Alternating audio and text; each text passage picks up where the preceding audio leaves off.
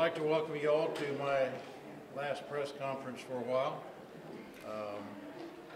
I'm proud of House Republicans and Democrats. I think we came together in 2 years and did many things together. I tried to give the other side of the aisle opportunities they haven't had in recent histories. We had great ideas. The economy kind of took forefront because of what's happening not only in the state of Missouri, but in the country, the global nature. And I think we did that with style, bipartisan, balancing the budget, and what Al Nisett did, and all of our committee members and appropriations. And Alan is a true treasure. We did it without raising taxes. I think we can be proud of that when you see all these other states that are just refusing to take the tough decisions and raise taxes. So I think that's a plus. We did an ethics bill, and we did autism. And on the autism, I'd like to thank the one that really did the hard work to begin with. That's Kevin Wilson. And Kevin Wilson, when I put together this committee, I still think they did the absolute best work in putting together the groundbreaking event that happened in our bill. That's Sally Faith, David Day, Scott Lipke, Mark Bruns, Ellen Brandon, Jerry Nolte, John Burnett, Kiki Curls, Gina Walsh, Reverend Morris, and Terry Whitty. In my short time of speaker, I've tried to show a sense of history to the building and purpose. I've tried to raise people's expectations of a General Assembly that can work together, and I hope I've tried to do that. So with that, we'll take your questions.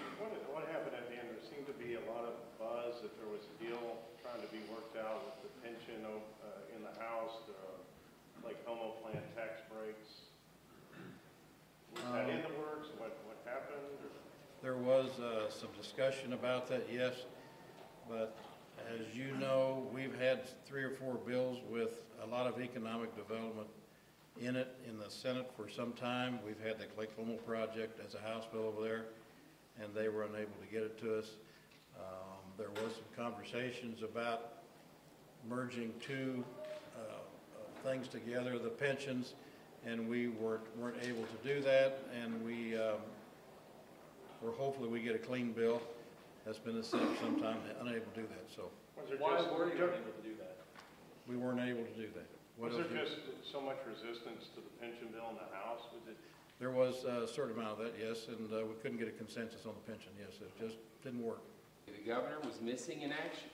You know, we had a bill that they could take up and pass that would have provided the relief to potentially get the Clayco deal done, and he shows up in the middle of the last week, starts talking about tax credits, which he knows is a poison pill, and then it moves away, and they couldn't come to a consensus. So the House did our part. Well, I'm interested in what was going on, what deal was trying to be struck, and what led to it not coming to fruition. Well, the Senate would have liked to see the pension deal done, but the Speaker was absolutely correct. There's not a consensus in it. It really hadn't been vetted to the level that we felt comfortable with vetting an issue such as that. But I will remind you that they could have taken up Senate Bill 773. I believe that in the House we kicked off consent. We put on the Ford language, which was clean. And so, you know, because the Senate can't find a consensus on creating jobs, it's certainly not the House's fault. The House, under the Speaker's leadership, will always be strong on economic development. I am disappointed.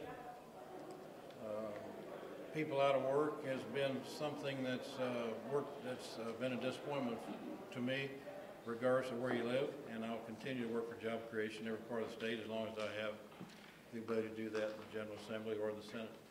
I felt that we had a balanced budget.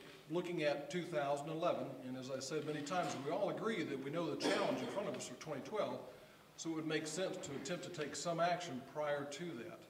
But as far as 2011, I feel comfortable in continuing to say that. And again, for those of you who talked to Representative Chris Kelly, who last year was a former ranking member on budget, agreed that is, in fact, 2011 is a balanced budget. Do you think you're ready for next year in a perceived $1 billion deficit? Well, I don't know if you could ever be ready for a $1 billion deficit. You could take steps to prepare yourself or to plan for but that doesn't mean that there won't be some tough decisions on the General Assembly's part next year. Again, who knows what will happen, but it's going to be a challenge for the House and Senate. Last year, when the stimulus came down, there was a lot of talk about, well, we don't want to take the stimulus. Then we took the stimulus. And at the end of the day, do you think that was a good way to go, to put off 2 years of budget cuts, backfilling with stimulus?